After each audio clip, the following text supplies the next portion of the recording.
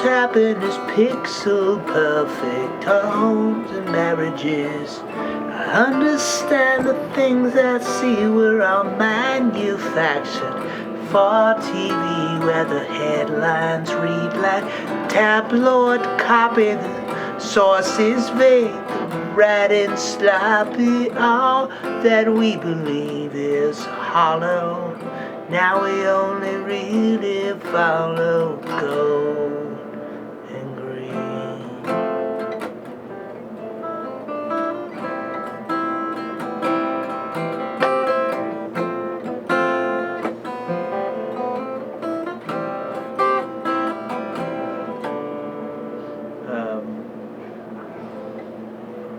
Where does it go from there?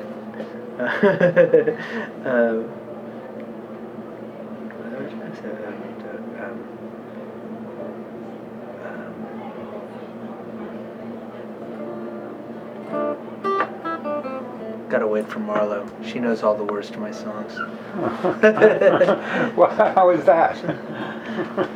This is a song you promised somebody you'd sing. Right. That you haven't sung in how many years? It's been a while. I'll find it right now. I keep my. I've written, well over 1,000 songs.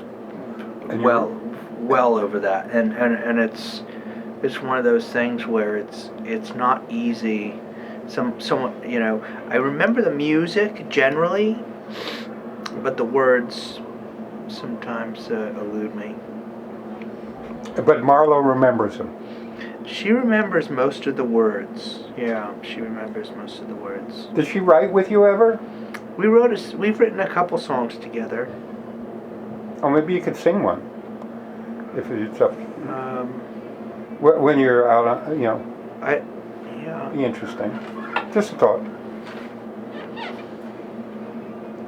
What's the second verse? Oh yeah, there it is. Fallen taken by the greedy gods of industry, whose ministries have bought and sold our souls to India, leaving holes that can't be filled. Bottom line is the bottom line. If you're in the black, you're doing fine, but all that we believe is hollow. Now we only really follow gold and green.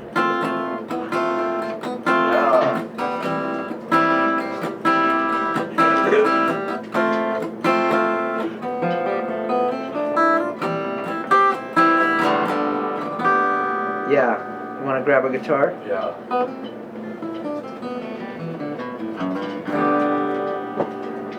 It's kind of funny, this song, there were two songs on this album that were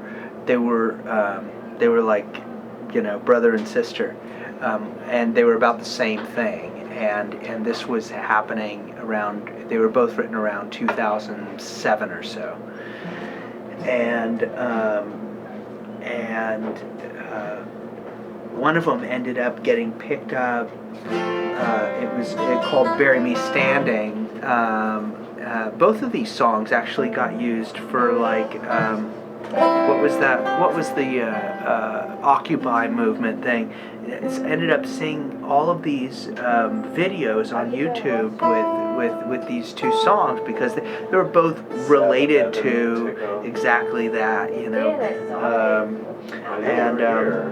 one of them is sort of more folky, called "Bury Me Standing," which is sort of like a, I don't know.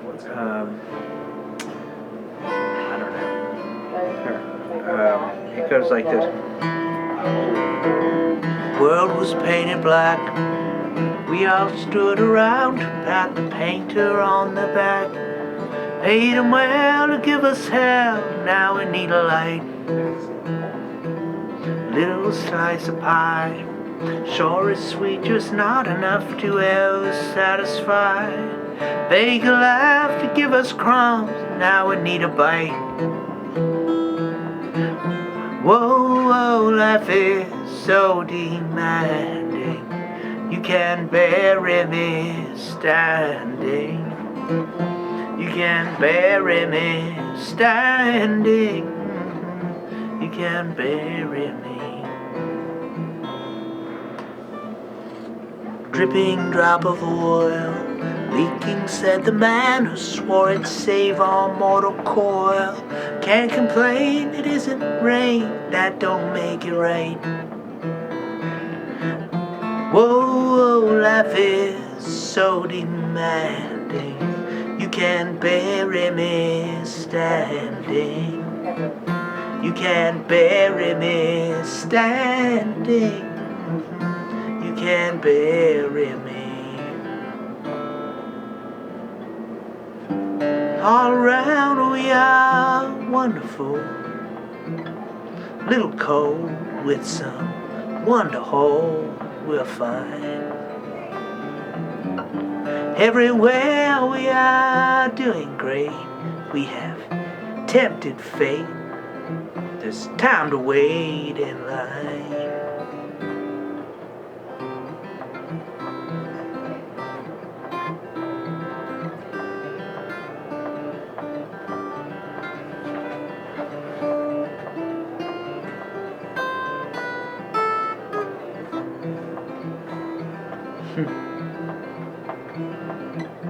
Whoa, life is so demanding.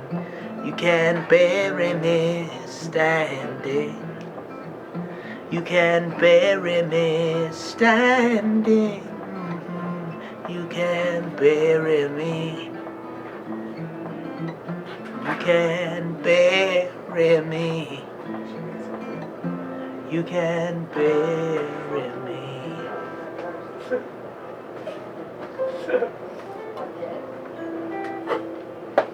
Want to mess with Golden Green? Yeah.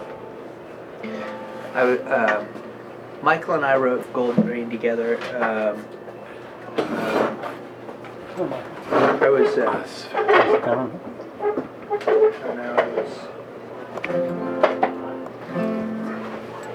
I wrote the. I had like the first verse of it, and we were in Pittsfield, Massachusetts.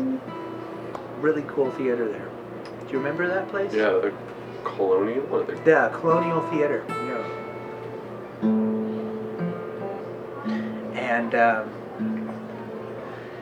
And I had written a few of the the first verse, and then and we messed with the music, and then I was in LA doing something, and I remember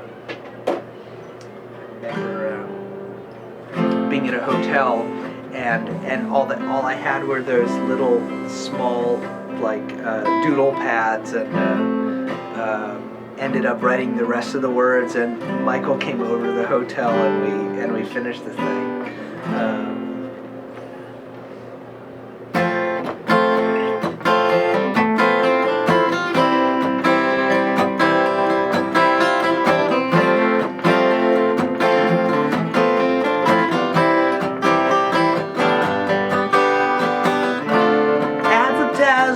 Sold us happiness, pixel perfect tones and marriages. Understand the things I see were all manufactured for TV, where the headlines read like tabloid copy, the sources vague, the writing's sloppy. All that we believe is hollow. Now we only really follow.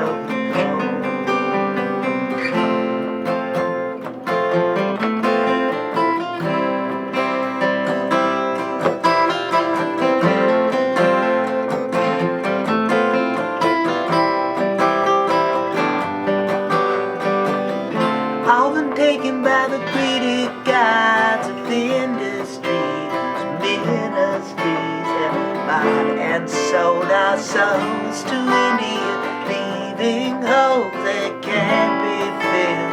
The bottom line is the bottom line. If you're in the black, you're doing fine, but all that we believe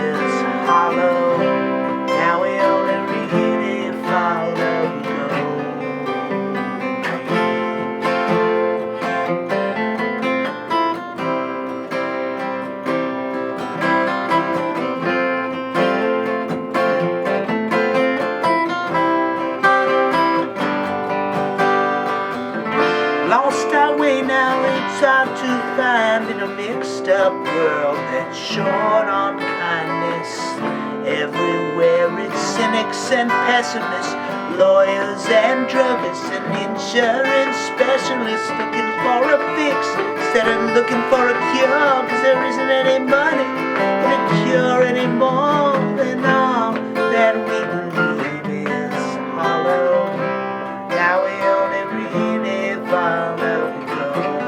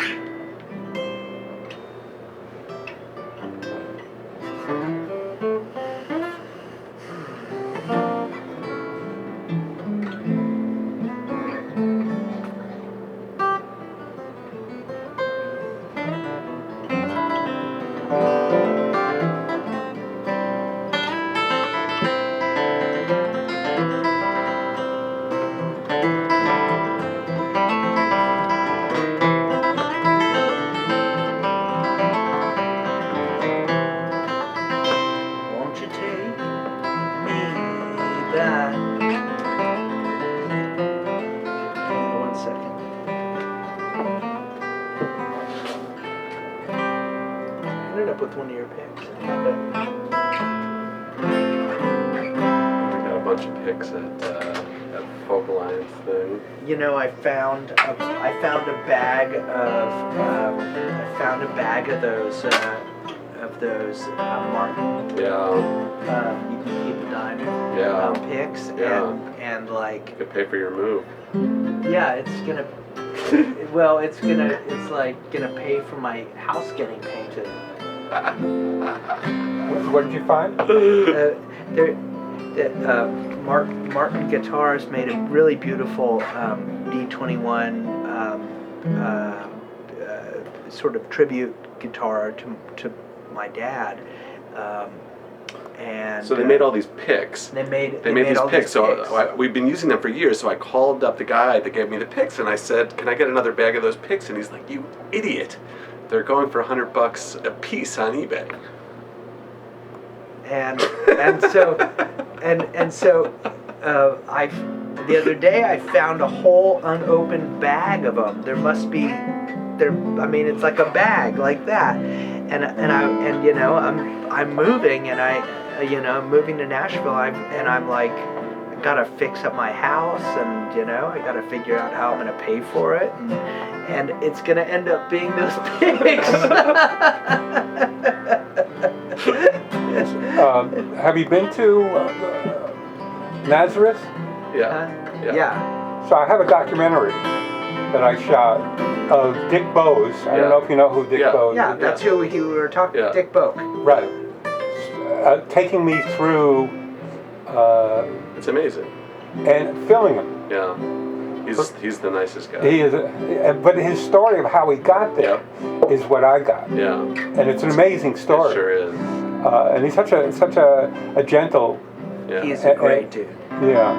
So I just. Did he tell you any? Did Dick tell you? I mean, aside from like the amazingness of like him like going into the trash heap and like pulling out the wood and like building a Martin guitar out of the scraps. Right. Did he tell you about his like his experience in the '60s in Northern California and like that whole scene that he was part of? No, I didn't get that scene. I got it from the dumpster.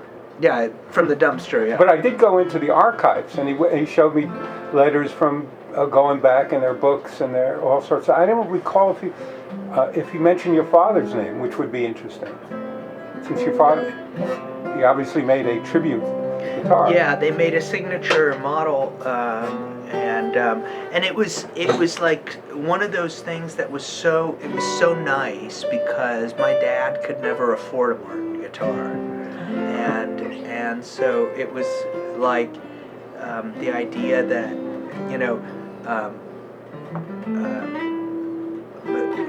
most of the stuff that he wrote was written on a guitar that's in my bedroom,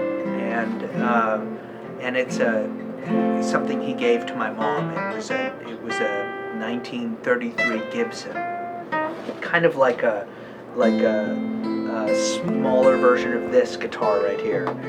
This is from '55, but it's one of the greatest sounding instruments, and he wrote like his first 2 albums on that guitar, and but it was too fragile to travel with. And back in those days, like, old guitars were not vintage; they were just like they were used, and you wanted a new guitar because it was gonna last. Anyway, he, like, on the road, he borrowed a friend's guitar that was basically this. That's a D28. His was a D21, which is the same guitar that you see Johnny Cash played a lot in the 50s.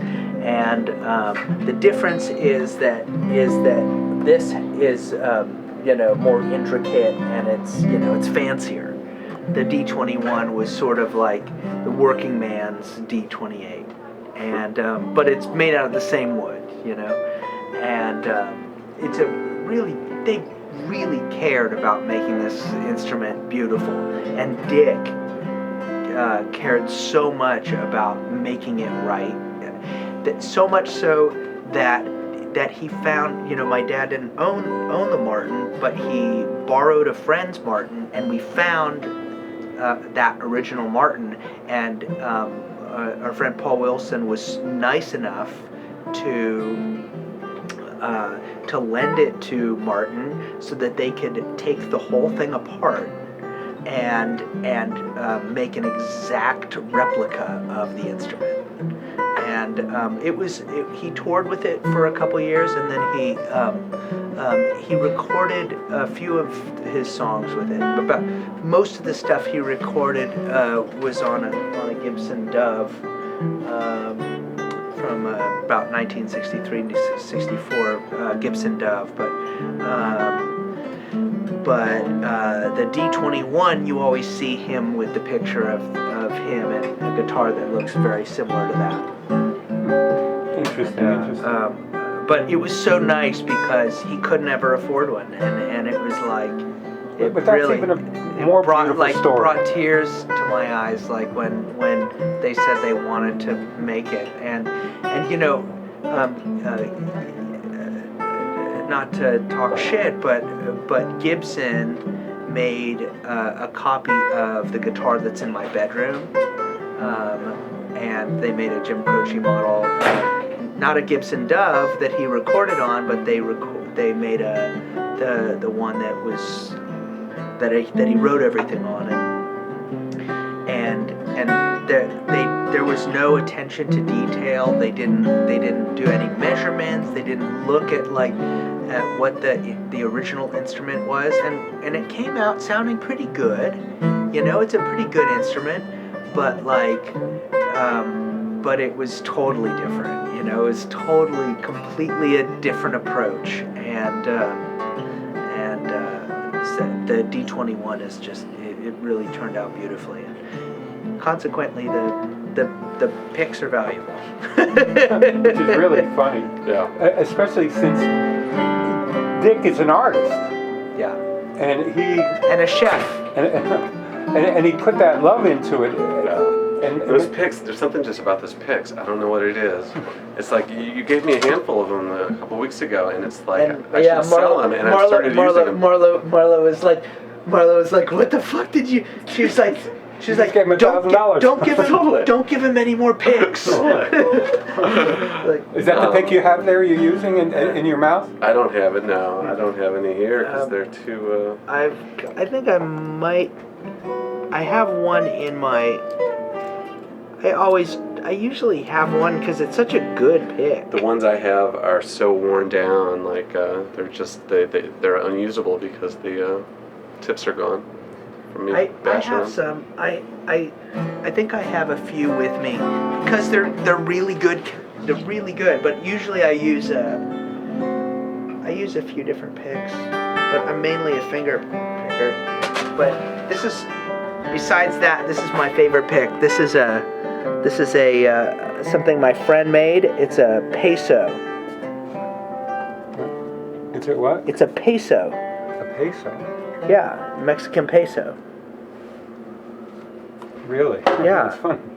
And it really changes the sound of the instrument. Oh, really?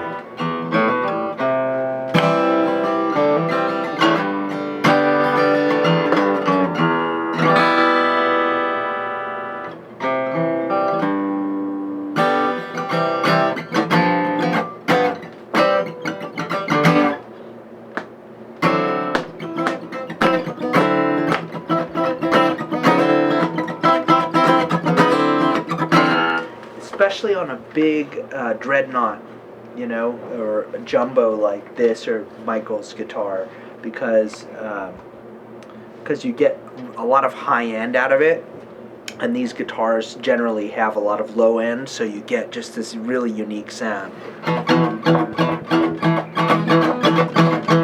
It's just great.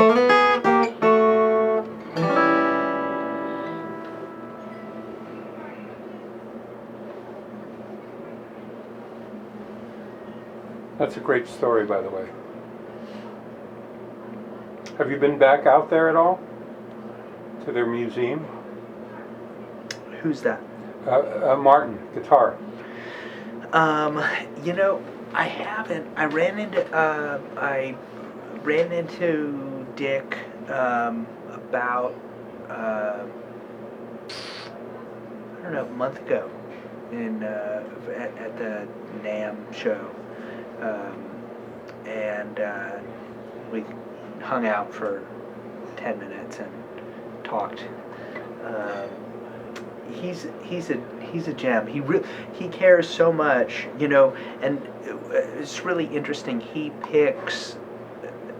I don't know if you got the story about, like, when an artist wants a particular guitar, they go to Dick, and Dick will hand pick it for them. So if Paul Simon is looking for a particular guitar, or Paul McCartney, or Stephen Stills, or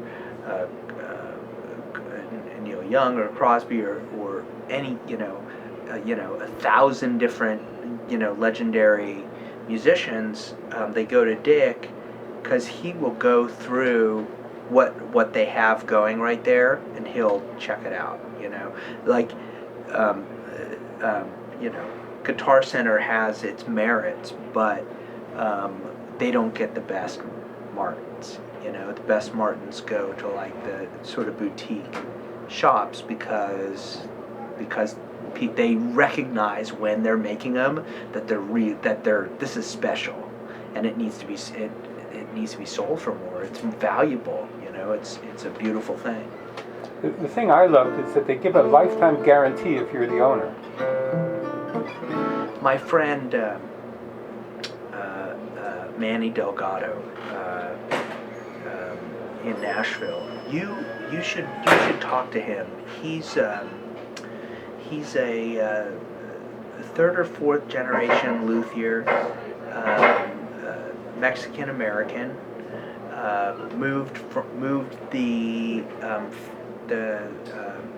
company from Los Angeles to Nashville about 10 or 12 years ago or so, and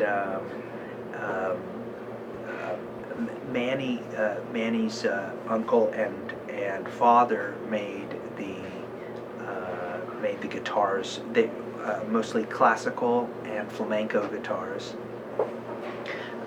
made for Segovia, and that what you said reminded me of it, was that, like, if anything goes wrong, or if there's any problems with the instrument, you send it back and they'll take care of it for life.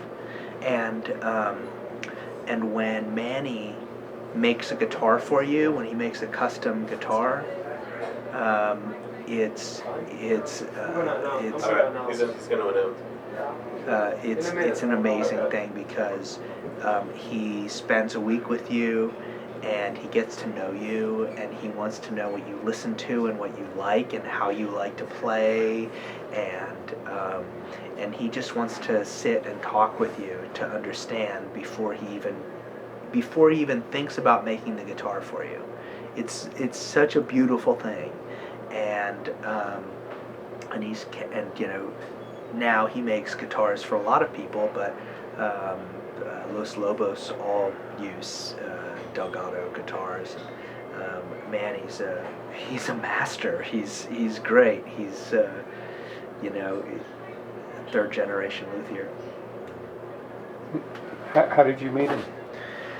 Mutual friend. Uh-huh. Yeah. You haven't bought a guitar from him though.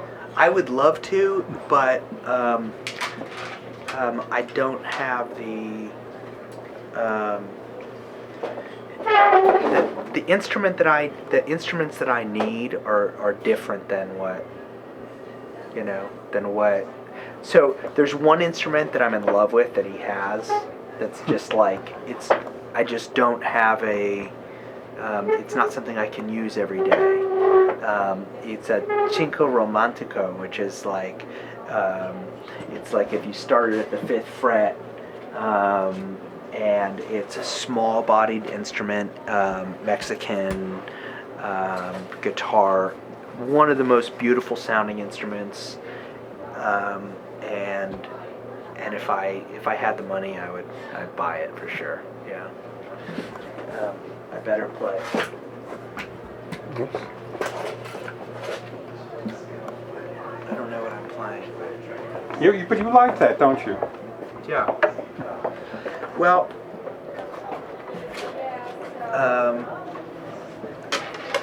I like. You like being surprised, don't you? Yeah, I like. If I know what's happening, then it's not nearly as fun.